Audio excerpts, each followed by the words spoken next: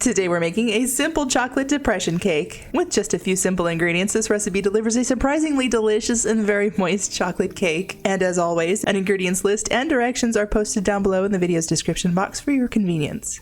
To get started on the cake, we need 1.5 cups of all-purpose flour, 1 cup of sugar, 1/4 cup of unsweetened cocoa powder, 1/2 teaspoon of salt, and 1 teaspoon of baking soda. Okay, set that off to the side. Let's get our wet ingredients together.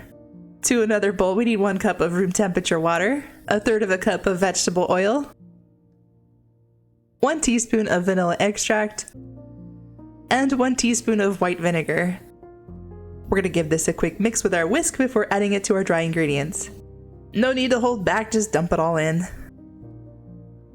With the same whisk, give your soon-to-be batter a good mix.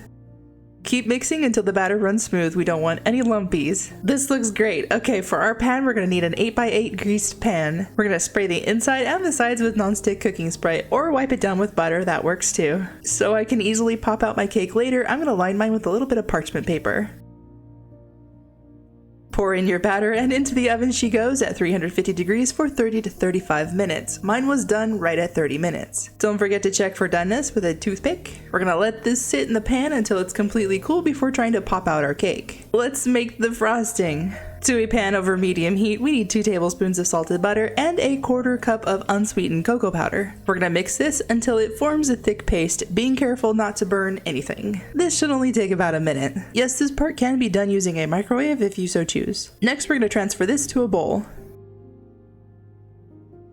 Add in 1/4 teaspoon of vanilla extract, 1 tablespoon of milk, and 1 cup of powdered sugar. We're gonna mix this until it comes together. The recipe says we're gonna need to mix this for 5 minutes. To be honest, I don't think 1 tablespoon was nearly enough milk, so I added in a little bit less than a full tablespoon more of that milk. And that did the trick. So if you have the same problem and your frosting just isn't coming together, just add in a splash more like I did and everything should work out. Once your frosting is nice and smooth and your cake has cooled, be generous, dump out all of that frosting and evenly spread it out. You will want to work fairly quickly as this frosting seems to want to set after a very short time. I wanted to add on some chocolate sprinkles and literally had to gently press them into the frosting because it set so quickly. I could not sprinkle it onto the frosting, it just kept bouncing off. And just to clarify, when I say set, I don't mean it's a hard frosting by any means. It was very creamy, dreamy, and soft when bitten into. I would think of it like a thick, fudgy brownie frosting, not your typical, I don't know, wet frosting. As for my thoughts, this was my very first time making this depression style cake and I thought it was absolutely delicious. I will definitely be making this again. Here's an ingredients list.